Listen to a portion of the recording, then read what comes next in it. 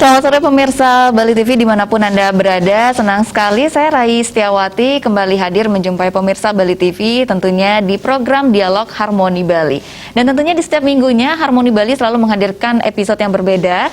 Kali ini kita akan membahas topik terkait mengenal prediabetes. Jadi seperti apa prediabetes, apa gejalanya, kemudian bagaimana pencegahannya dan bagaimana untuk mengobatinya. Karena itu di studio kita sudah mengundang narasumber kita. Sudah hadir Dr. Ratna Saraswati, SPPD KEMD Finasim. Baik, langsung kita sapa. Selamat sore Dr. Ratna. Selamat sore Mbak Rai. Baik, iya baik. Ini dokter, ini bagaimana kabarnya sore hari ini dokter? Sehat. Sehat ya, walaupun nuansa pandemi ya dok ya. Betul. Kita harus pakai masker seperti ini ya dok ya. Ya dok, baik. Jadi di sore hari ini dok kita akan membahas topik terkait mengenal prediabetes ya. Jadi kalau biasanya kita langsung mendengar diabetes, tapi kali ini yang prediabetesnya ya dok ya. Oke dok, jadi yang pertama yang ingin saya tanyakan ini dok, sebenarnya apa sih itu prediabetes ini dok? Silakan dok. Ya, terima kasih Mbak Rai. Ini mungkin merupakan istilah yang relatif baru ya kita kenal. Sebenarnya bukan sesuatu yang sama sekali baru. Bapak Ibu di rumah, pemirsa di rumah mungkin sudah sangat mengenal diabetes. Diabetes sebenarnya secara umum ada dua ya, diabetes insipidus, diabetes mellitus. Tetapi ketika orang menyebut diabetes yang dimaksud sebenarnya adalah diabetes mellitus karena kejadiannya jauh lebih banyak.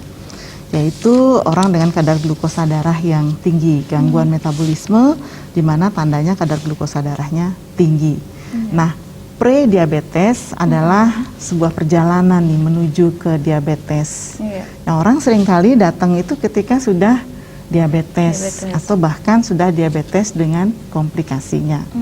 Nah, sekarang orang berusaha mencegah diabetes itu. Jadi mencoba melihat sebelum kondisi prediabetes.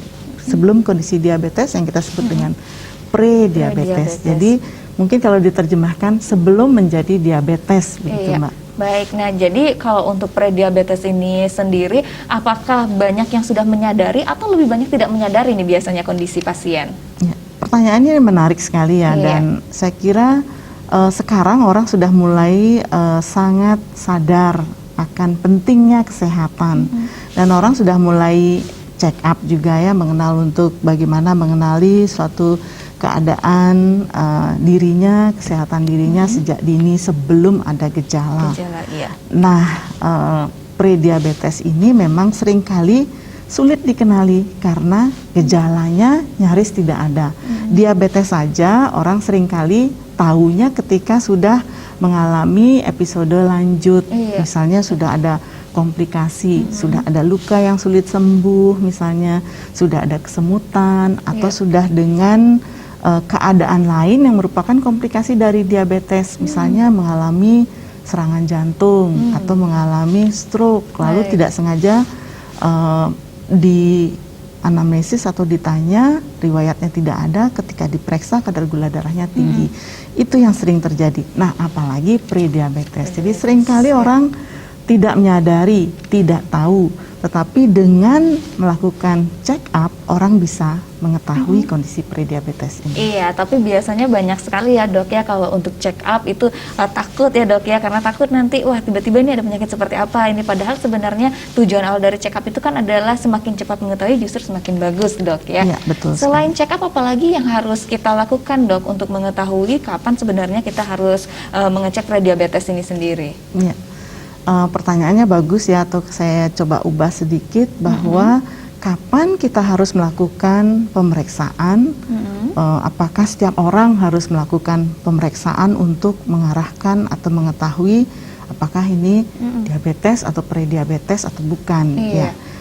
Pertama kita harus mengenali dulu faktor risiko. Siapa sih yang berisiko ya? Yang berisiko untuk diabetes itu sebenarnya secara umum kita bisa lihat dari dua. Ini saya bicara tentang diabetes tipe 2 ya. Diabetes itu sebenarnya ada 4 tipe. Tipe 1, tipe 2, lalu diabetes gestasional dan diabetes tipe lain. Tapi yang paling banyak di masyarakat itu lebih dari 90% itu adalah diabetes tipe 2. Nah, prediabetes itu adalah bagian perjalanan dari diabetes tipe 2 ini. Nah, faktor risikonya sama nih, prediabetes dan diabetes ini. Ada dua yang penting, yaitu usia. usia di atas 40 tahun, dan berat badan lebih. Berat badan lebih itu tentu bisa kita lihat dari body mass index atau indeks massa tubuh, dan juga dari lingkar perut. Itu mudah sebenarnya. Banyak sekali yang tentunya harus kita cek ini ya dok ya. Tapi dok, kita harus jeda terlebih dahulu dok, nanti kita lanjutkan lagi di segmen kedua. Baik pemirsa Bali TV, tetaplah bersama kami, kita akan segera kembali setelah jeda iklan berikut ini.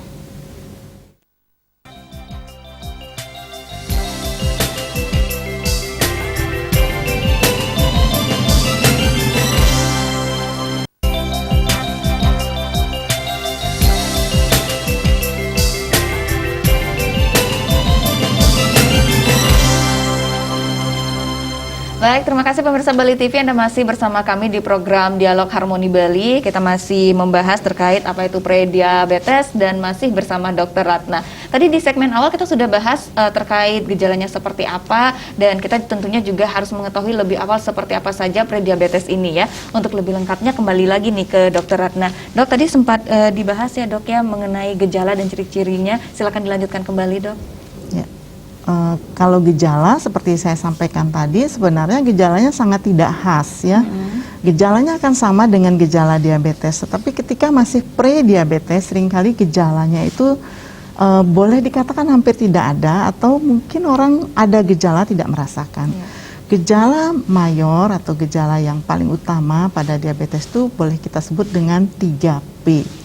P yang pertama adalah poliuri atau banyak kencing.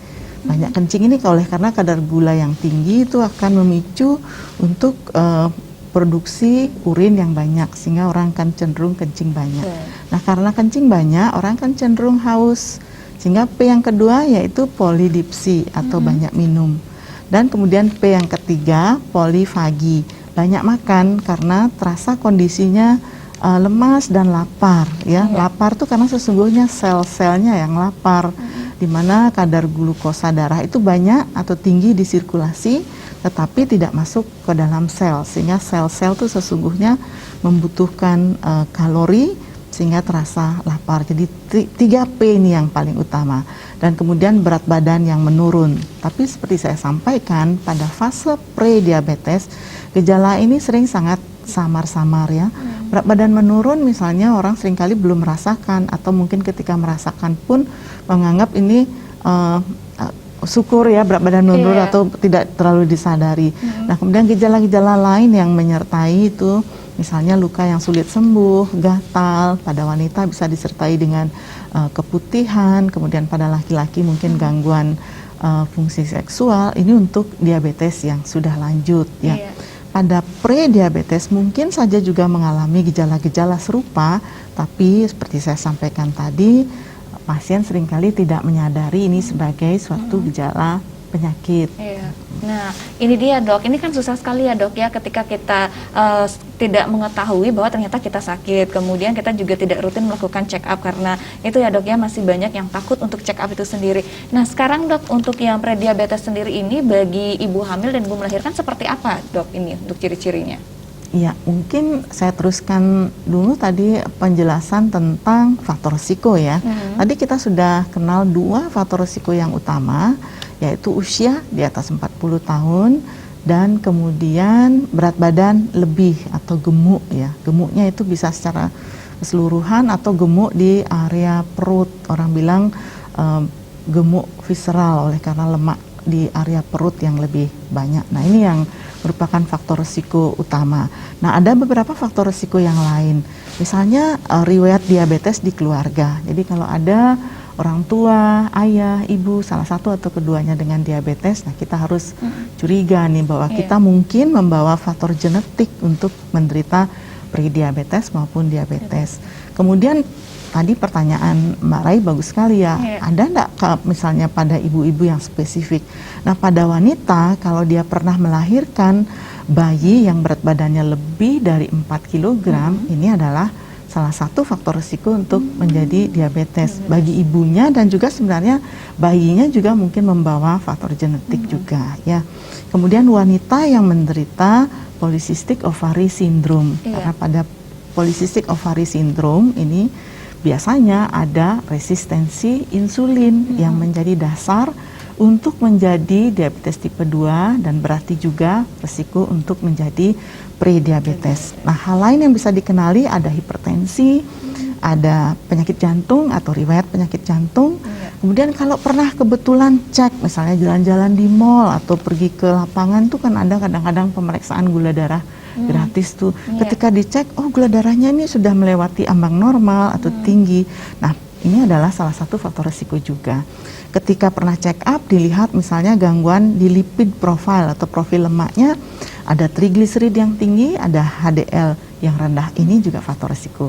Jadi ada banyak sebenarnya yang kita bisa kenali sebagai tanda-tanda awal untuk mengarahkan kita melakukan check up lebih lanjut. Nah dok, kalau kita sudah terlanjur ini dok ya, terkena baik prediabetes ataupun diabetesnya ini bagaimana untuk mengatasinya dok? Ya, yang pertama harus dilakukan adalah pastikan dulu ini normal, prediabetes ataukah diabetes ya. Memastikan diagnosis ini adalah dengan pemeriksaan laboratorium ya. Saya akan fokus dulu pada pemeriksaan untuk diabetesnya dulu ya, mungkin lebih mudah dan lebih sering kita hadapi. Pada diabetes yang dibutuhkan adalah glukosa darah puasa yang lebih atau sama dengan 126 mg per desiliter. Ini sudah masuk kriteria. Atau kita lakukan pemeriksaan glukosa darah sewaktu pada orang yang dengan gejala yang saya ceritakan tadi. Kalau di atas 200 mg per desiliter, ini masuk kriteria diabetes juga. Atau kalau mau melakukan pemeriksaan yang lebih spesifik, HbA1c, itu kalau di atas 6,5 ini masuk kriteria diabetes. Nah, kalau dia ternyata belum masuk kriteria diabetes, tetapi kalau dilihat glukosa darahnya mulai lebih tinggi dari normal ya, belum masuk kriteria diabetes, tapi dibilang normal juga bukan. Nah, disinilah masuk kriteria prediabetes. Nah, untuk prediabetes ini ada sedikit pemeriksaan yang mungkin memerlukan persiapan yang kita sebut dengan tes toleransi glukosa oral atau oral glucose tolerance test ya, OGTT boleh disebut juga, TTGO juga boleh ya. Caranya adalah pertama melakukan pemeriksaan glukosa darah pada saat puasa. Yang dimaksud puasa itu tidak ada asupan kalori dalam 8 jam sambil puasa malam ya. Jadi bukan puasa pagi sampai sore, tapi malam hari setelah makan malam terakhir sampai esok harinya. Nah, minum air putih boleh asal tidak ada kalori yang masuk. Minimal 8 jam. 8 jam setelah tidak ada kalori masuk, ini yang kita sebut dengan glukosa darah puasa.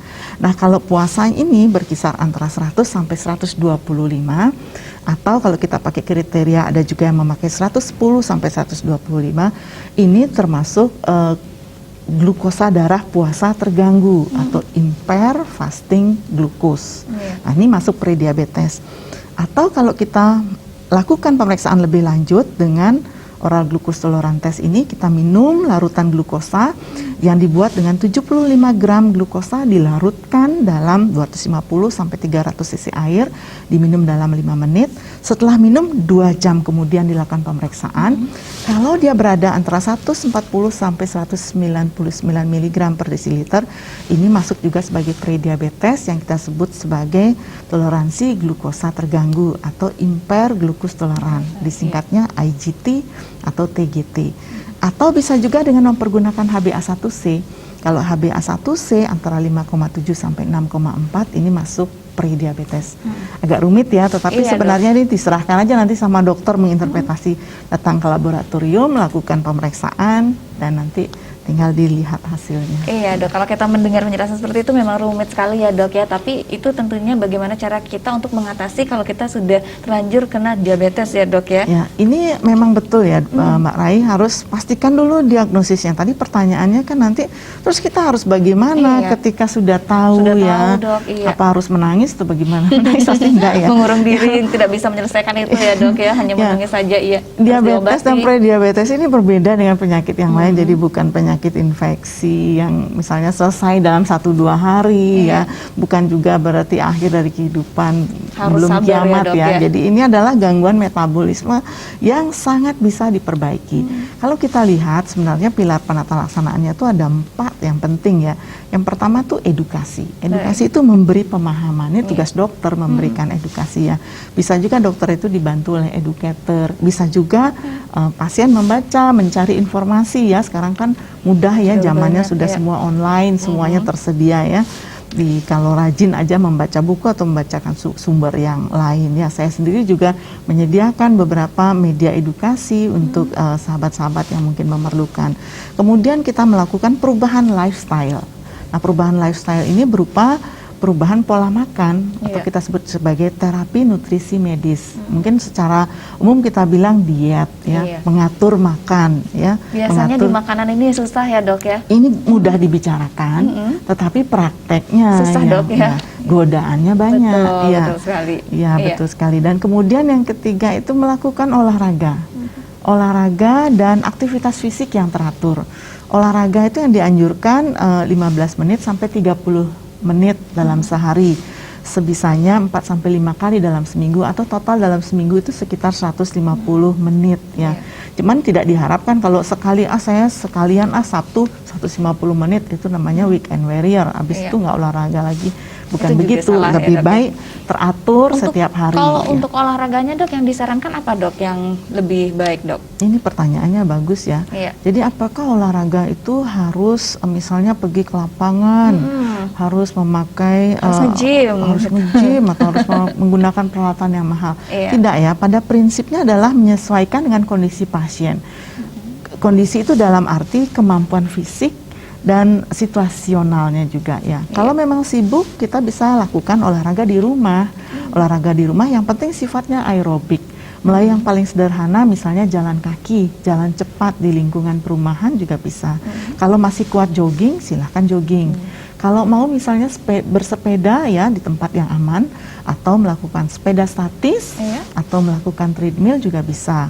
Mungkin ibu-ibu yang suka senam itu juga boleh. Sifatnya aerobik dan artinya ritmis, dan kemudian itu memacu peningkatan denyut. Ini yang dimaksud dengan gerakan yang aerobik, ritmik, teratur, dan sesuai dengan kemampuan pasien. Iya, baik. Nah, jadi itu yang kita tentunya olah gerak. Nah, ini boleh berarti disimpulkan Dok, kalau mereka yang jarang berolahraga nih Dok, yang mungkin aerobik atau apa itu Dok, jarang gerak, itu berarti mudah sekali terkena prediabetes. Itu berarti bisa disimpulkan seperti itu ya Dok ya?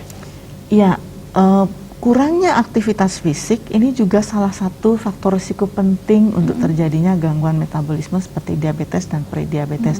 Betul sekali. Iya. Nah, bisakah ini Dok, kalau kita nggak sempat nih ya Dok ya, seperti aerobik yang dokter sarankan, diganti mungkin dengan ibu rumah tangga bersih-bersih, menyapu, mengepel, apakah itu boleh juga termasuk kategori aerobik Dok? Iya.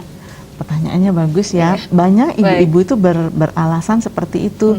Dok, saya ini kan sudah sibuk, banyak pekerjaan, dari baru buka mata ya. Sudah pekerjaan ibu-ibu itu jam kerjanya dari baru buka mata sampai tidur ya. Jam kerjanya luar biasa, dan aktivitas fisik sebenarnya termasuk juga ke dalam hal yang dianjurkan. Aktivitas fisik ini penting, tapi aktivitas fisik tidak sama dengan olahraga. Kita bisa coba bayangkan ya, kalau kita bersih-bersih kan mungkin satu gerakan yang sama berulang di satu tempat, tidak menyeluruh. Kita mengusahakan pada olahraga itu melakukan aktivitas fisik yang menyeluruh, melibatkan otot-otot besar semua. Dan yang penting juga yang membedakan bekerja dengan berolahraga adalah kalau berolahraga kita itu rileks. Ya, rileks itu memberikan juga kesempatan untuk keluarnya hormon yang menyebabkan rasa nyaman. Gitu. Oh iya, baik Dok. Mungkin karena di olahraga itu ada gerakan pemanasan, ada gerakan inti, kemudian ada pendinginan, itu mungkin Dok ya? Iya, itu juga Dok, ya? termasuk. Iya, jadi nggak boleh disamakan dengan bersih-bersihnya Bu, itu ya Dok? Bersih-bersih, aktivitas fisik itu sangat penting. Naik turun tangga di kantor itu sangat penting. Itu mensupport juga ya, termasuk dalam aktivitas yang dianjurkan. Tetapi olahraga tetap perlu. Iya, baik. Kalau untuk makanan ini sendiri Dok, bagaimana kita harus menseleksi makanan ini supaya tetap makan, tetap nafsu makan, enak, tapi kita terhindar dari prediabetes? Iya, ini juga pertanyaan yang bagus ya. Kalau ditanyakan seperti apa sih, orang sering menanyakan apa sih yang nggak boleh ya pada pasien prediabetes ataupun diabetes. Nah, prinsip yang harus kita tahu, ada prinsip yang harus dipegang untuk menghindari supaya kita tidak mengalami kadar glukosa darah yang tinggi, yaitu 3J itu ya. Jadwal, jenis, dan jumlah, ini yang penting ya. Jadwalnya seperti apa? Harus teratur. Ya, usahakan makan pagi, makan siang, makan siang. Tidak dengan men-skip atau melupakan makan, ini akan memperbaiki kondisi, sama sekali tidak ya. Jadi makanlah teratur pada saat jam makan. Ya, lalu ada yang nanya, kalau gitu bagus nggak sih yang puasa berwindow-window itu? Itu mungkin konsepnya berbeda. Tapi pada orang dengan diabetes, yang disarankan adalah jadwal makan yang teratur. Karena porsi makan kecil, biasanya di sela waktu makan, bila diperlukan ada makanan selingan. Nah, sekarang dari sisi jumlah, porsi makanan itu tergantung kepada kebutuhan. Nah, kebutuhan itu ditentukan oleh jenis kelamin, berat badan, dan aktivitas fisik. Ya, kalau misalnya gemuk, tentu kita harus mengurangi supaya menurunkan berat badan. Kalau sudah berat badannya ideal, tinggal dihitung kebutuhan sesuai berat badan dan aktivitas fisik. Dan kemudian sekarang jenisnya disarankan beragam. Mungkin untuk jenis ini kita tunda dulu ya dok ya untuk pembahasannya, karena kita harus jeda terlebih dahulu. Baik pemirsa Bali TV, tetaplah bersama kami, kita akan segera kembali setelah jeda iklan berikut ini.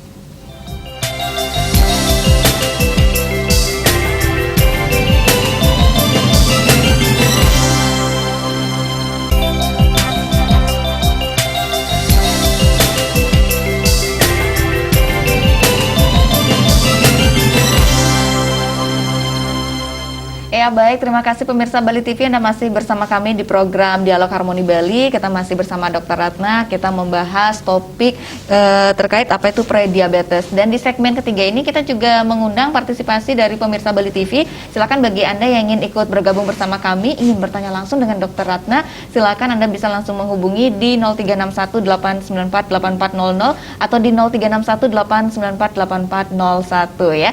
Baik, sambil menunggu penelpon yang masuk, kita lanjutkan kembali dok, tadi mengenai tentang makanan-makanan itu ya dok ya. Nah tadi jenis makanan dok selanjutnya. Ya, jenis ya. Ya, pada prinsipnya sebenarnya kita harus makan beragam ya. Apa saja itu? Keberagaman itu harus mencakup makronutrien atau sumber kalori terdiri dari karbohidrat, protein, dan lemak yang cukup sesuai dengan kebutuhan ya. Kalau sulit untuk menghitung, kita bisa minta bantuan dari nutrisionis atau ahli gizi ya untuk lihat berapa sih kebutuhan. Secara umum sebenarnya kita bisa hitung dengan rule of thumb namanya ya, 25 kilokalori per kilogram berat badan untuk wanita, kalau laki-laki 30 kilokalori per kilogram berat badan. Hanya yang sulit nanti menerjemahkan berapa sih ini, kira-kira nasinya seberapa sih, sayurnya seberapa sih. Harus ditimbang seperti itu dok? Nggak juga sih sebenarnya, nggak harus ditimbang, tapi kita bisa mengira-ngira. Oh begitu, iya dok. Ada telepon yang masuk dok, kita sapa dulu. Om Swastiastu, selamat sore. Nggih, selamat sore. Nggih, Swastiastu. Dengan Pak Ardana di Sesetan nggih. Iya, silakan Pak Ardana pertanyaannya untuk Dr. Ratna seputar prediabetes. Swastiastu, Bu Dokter. Swastiastu, Pak Ardana. Sekarang Ibu pembawa acara. Iya, Swastiastu. Mutaken Ibu Dokter. Yang memang Ibu ini genetik sih ini apa namanya diabetes juga. Dan yang memang rutin untuk kontrol setiap bulan gitu. Nah, terakhir Bu Dokter, Weton 2 minggu lalu yang cek di klinik gitu Bu Dokter, untuk puasa nih ya. Puasa itu 129. Ya, terus sebelumnya memang di atas 3 Bu Dokter, sebelumnya. Oh, gitu. Itu pemeriksaan di klinik kalau boleh tahu dengan glukom. Ya, lanjut dulu Pak. Pagi yang ke klinik pagi ini juga yang ke lab gitu Bu Dokter. Oh iya. Jadi yang bandingkan keduanya gitu.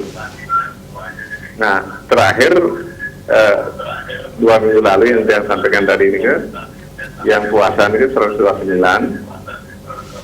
dan yang di lab nih kan, di lab di luar yang ini kan 162 puasanya dan setelah puasa itu sekitar 200 ya Bu Dokter.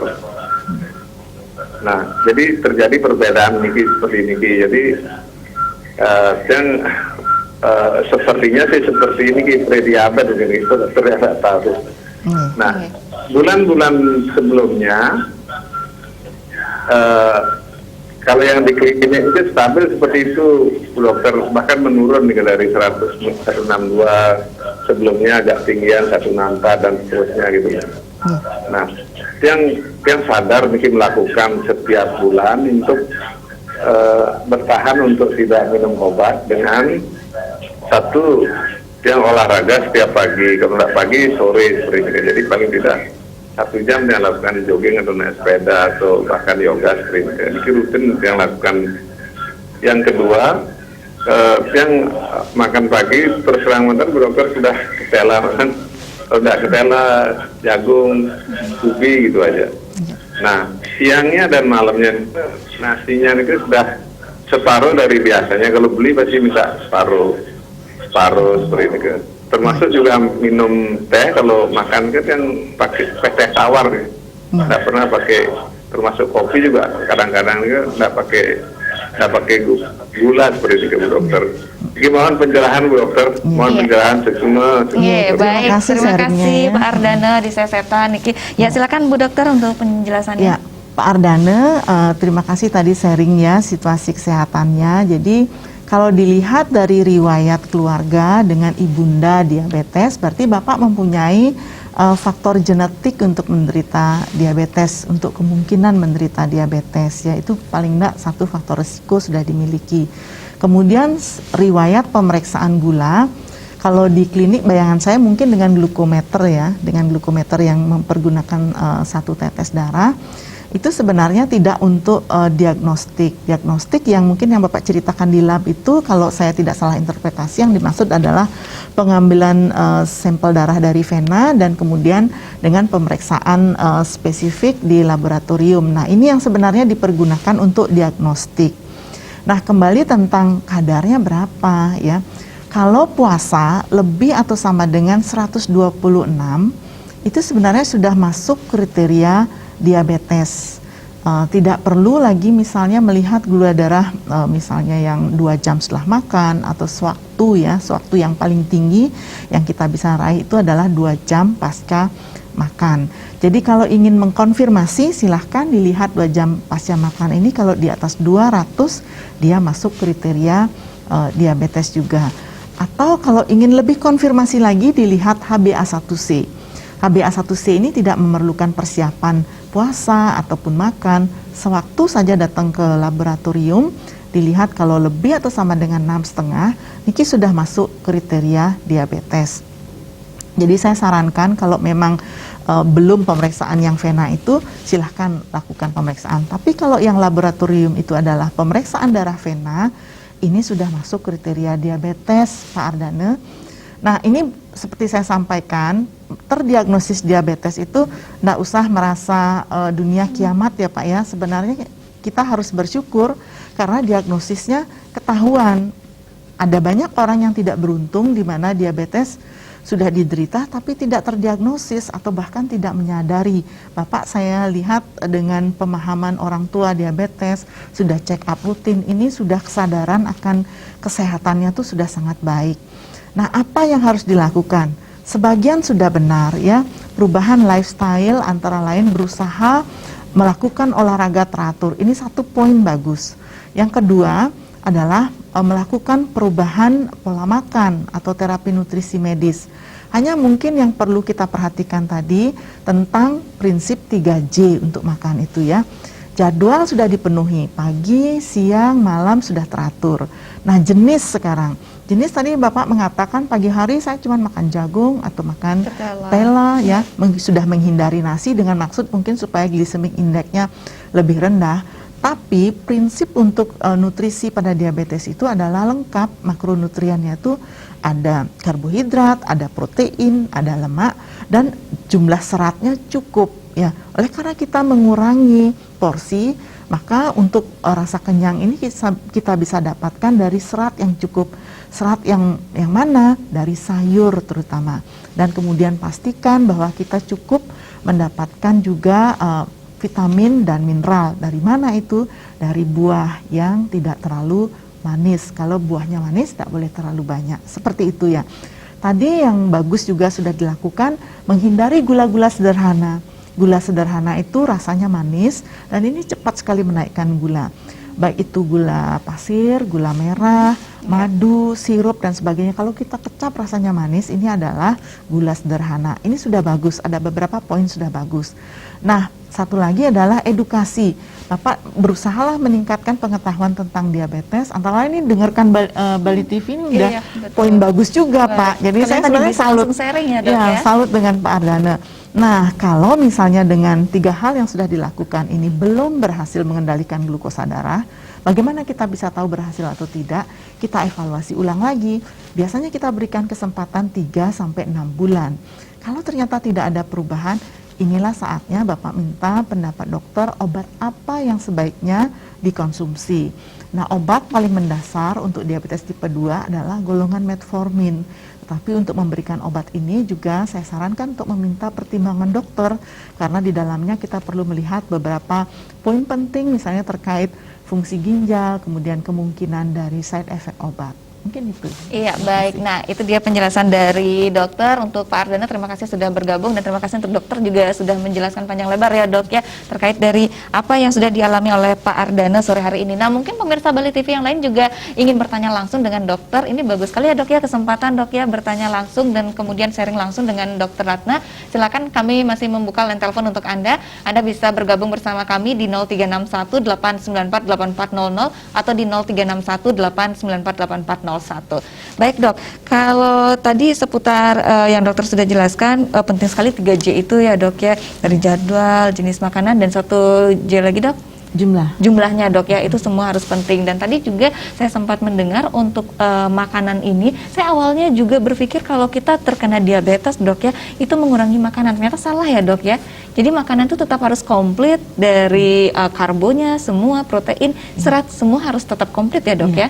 Hanya saja dikurangi, itu ya, Dok, ya? Mbak Rai, saat ini ada banyak pendapat ya tentang diet mana sih yang paling tepat. Malah ada yang mengatakan kalau orang diabetes tuh nggak boleh makan karbo, harusnya cuman protein dan lemak saja. Itu dia, Dok, banyak seperti sekali. itu ya. Atau orang mengatakan diet keto. Ya, ada beberapa memang studi yang melibatkan konsep-konsep tersebut, tetapi sepanjang pengetahuan saya, untuk orang dengan diabetes sebenarnya yang dibutuhkan itu adalah diet yang komplit ya, terdiri dari seperti saya sebutkan tadi, mengandung ketiga makronutrien itu, karbohidrat, protein dan lemak. Hanya jenisnya yang harus kita lihat. Karbohidrat misalnya seperti saya sampaikan tadi, hindari karbohidrat yang sederhana. Kita memilih yang karbohidrat kompleks. Karbohidrat kompleks ini glycemic index-nya akan lebih rendah. Apa yang dimaksud glycemic index lebih rendah? Nanti dia potensi untuk meningkatkan glukosa darah dengan cepat itu lebih kecil. Ya, dia pasti akan meningkatkan glukosa darah dan tubuh kita memang memerlukan glukosa sebagai sumber energi, tapi dia meningkat secara lebih perlahan. Kemudian kita juga membutuhkan protein, membutuhkan lemak. Jadi ini harus komposisinya betul. Dan kemudian juga karena kita membutuhkan rasa kenyang, serat akan sangat membantu. Kita juga membutuhkan multivitamin dan mineral. Sumbernya memang sayur dan buah. Jadi jangan pernah lupakan ini. Dan cukup minum air putih dalam jumlah yang cukup. Ini juga penting diperhatikan. Hal-hal yang seringkali kita anggap sepele, tetapi sebenarnya dengan modal yang sama sehari-hari, hanya tinggal memilih jenisnya saja. Iya, betul sekali, Dok. Nah, Dok, kalau untuk rekomendasi dari buah dan sayur bagi mereka yang prediabetes ataupun yang sudah diabetes, apa, Dok, untuk yang dokter sarankan? Iya. Ya, ini juga pertanyaan bagus ya. Kalau orang bertanya mana sih yang boleh ya? Apa saya harus yang tidak berasa atau kasarnya makannya harus tidak enak gitu ya? Tidak ada keharusan seperti itu. Justru memang harus tetap enak ya. Kalau kita ingin bahagia kan makannya harus enak. Yang enak, tidak porsinya kecil, nggak enak pula kan, kasihan sekali. Menyiksa sekali, Dok. Tidak ada keharusan seperti itu. Nah, tinggal cara kita mungkin dalam mengolah ya. Nah, untuk buah-buahan dan sayur sebenarnya tidak ada spesifik yang tidak boleh. Tetapi secara umum kita bisa kenali dengan cara sederhana. Kalau buah-buahan itu manis sekali, bukan berarti juga tidak boleh. Berikan dalam porsi kecil, ya. Misalnya yang ekstrim manis apa sih? Durian, nangka, gitu ya. Kalau itu kan ekstrim manis, kalau bisa dihindari lah. Kalau pingin sekali mungkin sedikit mencicipi boleh, ya. Kemudian kalau buah-buah lain yang tidak manis, ya, tidak terlalu banyak mengandung gula, dari mana kita bisa tahu? Tinggal dikecap saja. Kalau tomat dimasukkan sebagai buah, dia kan relatif tidak manis, ya. Ini boleh dengan jumlah yang lebih bebas, ya. Sayur-sayuran juga demikian, tidak ada yang ini harus ini tidak boleh begini, gitu. Ini tidak boleh, tidak ada yang harus ataupun tidak ada yang sama sekali berpantang. Prinsipnya seperti itu. Baik, jadi kita harus pilah-pilah dari sekarang ini ya, Dok, ya. Nah, kemudian untuk mereka yang prediabetes ini sendiri, biasanya siapa saja, Dok, yang berpotensi untuk prediabetes ini? Ya, seperti saya sampaikan tadi, orang-orang dengan faktor risiko tadi, ya, faktor usianya, berat badan lebih. Nah, saran saya di era pandemi ini lagi, ya, kadang-kadang ya kita tanpa terasa aktivitas berkurang, kemudian makannya lebih banyak, jangan lupa timbang berat badan, ya. Ya, aktivitas minimal. Jadi berat badan yang berlebih ini faktor risiko untuk menjadi prediabetes dan diabetes. Dan kemudian yang faktor risiko lain yang saya ceritakan tadi, ada riwayat keluarga dengan diabetes, aktivitas fisik yang rendah, pernah cek lalu agak tinggi gulanya, waspadalah untuk kemungkinan prediabetes dan diabetes ini. Oke, Dok, kalau sepengalaman dokter selama ini sebagai dokter, Dok, biasanya pasien yang datang ke dokter lebih banyak yang prediabetes atau yang sudah diabetes, Dok? Ya, ini juga pertanyaan yang sangat baik, ya. Seperti saya sampaikan tadi, secara umum pasien kita seringkali datang sudah dengan fase lanjut, fase diabetes sudah dengan komplikasi bahkan. Ya, ini tergantung saya berbicara sebagai dokter di mana, ya, karena saya bekerja di rumah sakit rujukan yang biasanya pasien datang sudah dalam kondisi yang berat, ya, misalnya diabetes sudah dengan serangan jantung, sudah dengan stroke. Ini yang relatif banyak kita jumpai di masyarakat kita. Nah, kalau kita bicara dalam praktek sore, misalnya ketika pasien-pasien yang tenang datang, ya, untuk berkonsultasi, seringkali juga saya dapatkan pasien yang baru terdiagnosis diabetes. Mereka melakukan check up rutin seperti Pak Ardana tadi, kan beliau check up rutin. Lalu ketika check up sebelumnya normal, tahun lalu ini normal, sekarang mulai agak meningkat. Nah, saya bisa ketemu pasien diabetes yang baru terdiagnosa, atau bahkan prediabetes bisa ditemukan juga di sana. Nah, yang lebih banyak adalah pasien yang diabetes. Prediabetes ini kita perlu berikan pemahaman ke masyarakat karena akan sulit kita ketemu secara tidak sengaja. Jadi kita memang perlu perhatian tersendiri, pemeriksaan tersendiri, baru bisa ketemu kasusnya.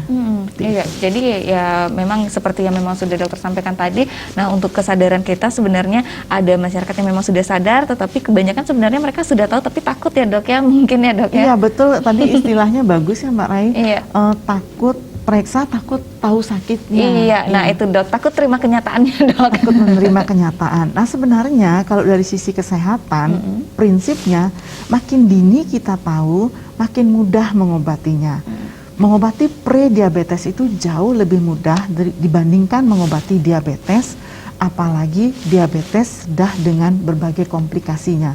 Pasien diabetes yang sudah terlanjur lama dengan kadar glukosa darah yang tinggi, itu kadar glukosa darah yang tinggi itu memberi dampak pada pembuluh darah dan memberi konsekuensi pada organ yang mendapatkan sirkulasi perdarahan tersebut. Misalnya gangguan di pembuluh darah jantung berisiko untuk serangan jantung, gangguan di pembuluh darah otak berisiko untuk stroke, di kaki risiko untuk penyakit arteri perifer.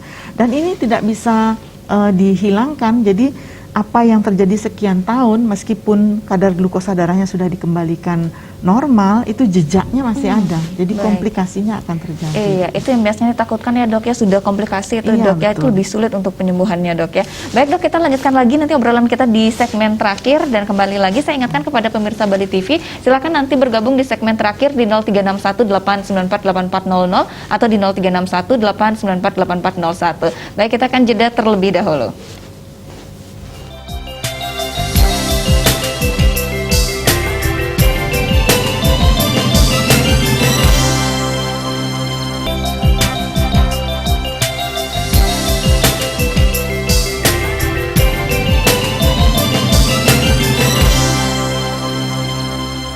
Baik, terima kasih pemirsa Bali TV, Anda masih bersama kami di program Dialog Harmoni Bali. Kita juga masih bersama Dr. Ratna dan kita sudah memasuki di segmen terakhir. Silakan bagi Anda pemirsa Bali TV yang ingin ikut untuk berpartisipasi langsung bisa menghubungi di line telepon kami di 0361 894 8400 atau di 0361 894 8401. Baik, Dr. Ratna sambil menunggu penelpon selanjutnya karena ini kita sudah berada di segmen terakhir.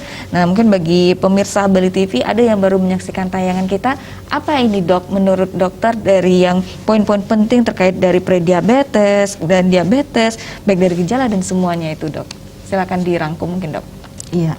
Jadi, iya, ternyata baru mau kita rangkum dok ya. Ini sudah ada penelpon yang masuk. Baik, kita sapa terlebih dahulu. Om Swastiastu, selamat sore. Om Swastiastu, Ibu Dokter, sarang pembawa acara. Nggih, Om Swastiastu, selamat sore. Pak Ketut di Tampak Siring. Iya, silakan Pak Ketut pertanyaannya untuk Bu Dokter. Nggih. Wonten penyakit ya ketik dan nyepatasan topik nasa di penjara kalau tiang nunas minuman ketan toyo amat nego kan ampun mon saya mon nego kan pembuat tiang di pucung berketat kul tiang biar tiang pagi semangat jam 5 minum tiang ketan tapi setelah tiang makan jam 5 nego dia tiang makan yang minum ketan bentar nego kawanan nego pada nego ya ada tiang nawi kilang langkung gang denau sinampura nanti kan dokter Santi, Santi, oh. Iya, baik Pak Ketut di Tampak Siring, mungkin karena sedikit faktor sinyal ya, kita agak kurang terlalu menangkap untuk apa yang disampaikan Pak Ketut. Mungkin secara garis besarnya Pak Ketut ingin bergabung bersama kita terkait prediabetes ini seperti apa, makanan dan minuman. Mungkin itu saja yang kita bahas Bu Dokter nggih. Ya, atau Bu Dokter saya menangkap tidak yang salah lain? menangkap Ya, silakan, tadi beliau mengatakan kebiasaannya minum air putih ya, yang dimasukkan ke dalam botol, kemudian minuman ini tadinya sudah dipanaskan lalu didinginkan, apakah ada masalah? Iya. Saya kurang menangkap berapa suhu dinginnya. Baik. Pada prinsipnya sebenarnya suhu tidak terlalu masalah ya. Iya. Apakah mau minum hangat, apakah minum pada suhu ruang, atau mungkin air sejuk ya yang mungkin sudah sempat dibiarkan semalam kalau sebelumnya dipanaskan. Saya kira tidak masalah. Yang penting kita perhatikan bahwa volumenya cukup. Ya, volume biasanya adalah kurang lebih 25 sampai 30 cc per kilogram berat badan per hari. Ya, kurang lebih demikian. Atau mungkin secara kasar kita bisa sebutkan 1,5 sampai 2 liter per hari untuk orang normal tanpa ada gangguan yang terkait dengan kelebihan cairan. Ya, tentu akan berbeda kalau misalnya orang dengan gagal jantung yang harus membatasi cairan atau gagal ginjal yang harus membatasi cairan. Ini kalau kita bicara secara umum. Nah, nanti kalau ada aktivitas fisik yang berlebih yang kira-kira akan menyebabkan berkeringat banyak gitu misalnya, bekerja di lapangan lalu keringat banyak, tentu ini harus tergantikan, yang keluarnya harus tergantikan. Kurang lebih seperti itu. Iya, baik. Iya, mudah-mudahan dari sesuai ya jawaban dengan pertanyaan beliau. Iya, baik Pak Ketut di Tampak Siring. Terima kasih Pak Ketut ya sudah bergabung. Dan kembali lagi ini Dok, sambil kita menunggu penelpon selanjutnya, mungkin masih bisa satu penelpon lagi ya. Sambil kita tunggu, kita lanjutkan kembali apa yang dokter ingin rangkum seputar dari topik kita sore hari ini, Dok. Ya, Bapak Ibu, sahabat ya, semua pemirsa di rumah, prediabetes dan diabetes itu adalah sebuah perjalanan ya. Dan diabetes itu sangat bisa dicegah untuk jangan sampai kita jatuh menjadi diabetes, apalagi diabetes dengan komplikasinya. Maka sebaik-baiknya lah kita berusaha mendiagnosis sedini mungkin. Iya, baik. Ya, kita sudah ada penelpon kembali. Om Swastiastu, selamat sore. Swastiastu.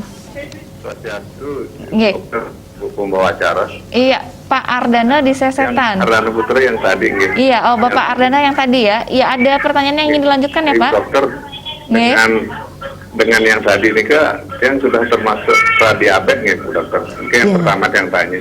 Karena yang sudah sekitar 6 bulan mungkin lebih teratur kan cek lab dan baik yang di tangan maupun di pena ke. Iya, betul sekali Pak. Kemudian yang bertahannya begini Bu, selama ini bertahan untuk tidak minum obat seperti itu. Jadi selama itu tidak pernah minum obat ya, tapi bukan olahraga dan juga makan yang diatur seperti ini. Nah, langkah Tiang, apa yang harus yang kalau Tiang bertahan untuk tidak minum obat, Tiang berusaha menghindari untuk minum obat itu. Kalau memang Bu Dokter, mungkin yang pertama. Yang kedua, memang yang hanya kena tensi saja satu gitu. Jadi tensi ini kan memang terkontrol melalui obat seperti mungkin dengan 5 mili juga yang minimal sekali seperti itu. Ya suksma Bu Dokter. Pak Ardana umur berapa Pak? Kalau boleh saya tahu Pak, usianya berapa? Halo? Pak Ardana, Dia baru 62 nih kan? Oh, 62. 62. Berat badannya berapa 62 kira-kira tahun. Pak? Berat badan Uni? Yang 70, Oh iya. 70, Iya. 70. Ya tinggi tergantung. 168 kan? 168. Iya, Oke, baik. masuk. Ya ideal masih ya. Jadi Iya. dari segi usia. Terima kasih, Pak Ardana, Ya, ya. terima kasih Pak Ardana. Jadi dari sisi usia, dari sisi faktor risiko, riwayat keluarga, beliau sebenarnya sudah ada. Dan saya sudah ceritakan tadi juga riwayat hipertensi ataupun ada penyakit jantung juga. Ya, hipertensi sudah termasuk sebagai salah satu faktor risiko. Iya. Jadi beliau bawa cukup banyak nih dari sisi usia iya, dari sisi faktor risiko keluarga iya, dari sisi riwayat hipertensi iya. Iya. Nah, kita sudah lihat juga riwayat pemeriksaan glukosa darah ini sudah beberapa kali melewati ambang normal, sudah Baik. masuk kriteria diabetes. Jadi Pak Ardana niki sudah masuk diabetes. Tapi Bukan seperti pre saya lagi sampaikan ya, Dok, tadi, ya? bukan pre-diabetes, ini sudah diabetes. Kalau ingin mengkonfirmasi lagi, kalau misalnya masih kurang yakin nih, Iya. kita boleh periksa HbA1c, hemoglobin yang terglikasi, hemoglobin yang berikatan dengan glukosa. Itu kalau dia di atas 6,5% itu sudah memastikan ini diabetes. Nah tadi ada pernyataan dari Pak Ardana yang cukup unik ya. Beliau berusaha menghindari obat. Iya. Ya. Ini di satu sisi sebenarnya serba dilematis ya. Kalau misalnya alasannya kenapa Pak menghindari obat?